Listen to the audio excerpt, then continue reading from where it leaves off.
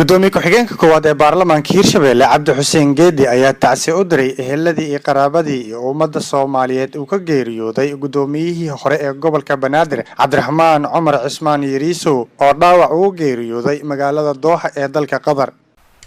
Bismillah, alhamdulillah, wassalatu wassalamu ala rasuulillah.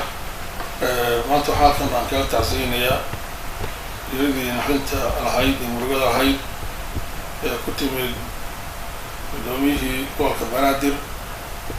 injineer Cabdiraxmaan Yariisow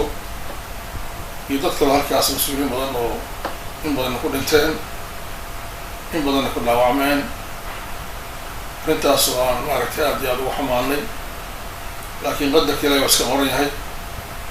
intaas ka tacsiyeynaya waxaan maanta tacsiyeynayaa gudoomiye injineer Yariisow nuxunka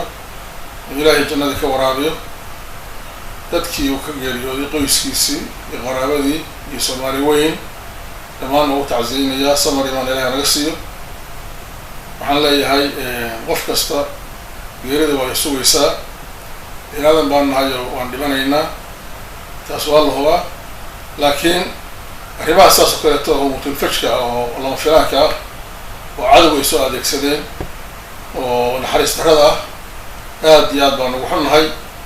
waxaan leeyahay ninkaas iyo dadkii la geeriyooday mas'uuliyiinta kaleeto ahaa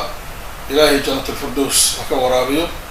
dadkii ay ka baxeen eheladii iyo qaraabadii iyo Soomaali weyna samar iyo Ilaahay naga siiyo waxaan leeyahay inna lillahi wa inna ilayhi raaji'uun waxaan leeyahay arrimaha noocaas oo kaleeto ah waan leeyahay muxuu ahaa waxay ku dhacday fejignaan la'aan kolley waa arrin aad iyo aad u qaab daran si u dhacday marka waxaan leeyahay qof kastoo mas'uul in la taxadiro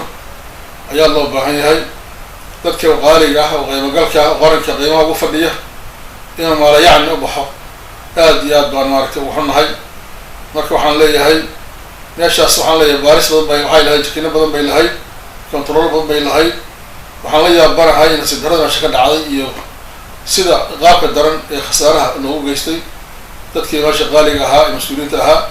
arrintaas aad iyo aad baan ugu xumahay ilaahayna waxaan leeyahay sababna naga siiyo midaas oo kaleeto ilaahay mar dambe waa keenan leeyahay waa inuu taqaanaa kuwaasna cadowga ah arrintaas baaris weyn ugu sameeyo si aadna loo dabagalo taas soo jeedinayna insha allah waxaan rajaynayaa soo bixi doonaan sidii wax u dhaceenna dhabta loo ogaan doonaan rajaynaa biillah karim Liibaan Cabdulle Maxamed Liibaan Lakimaan Star TV Jawhar.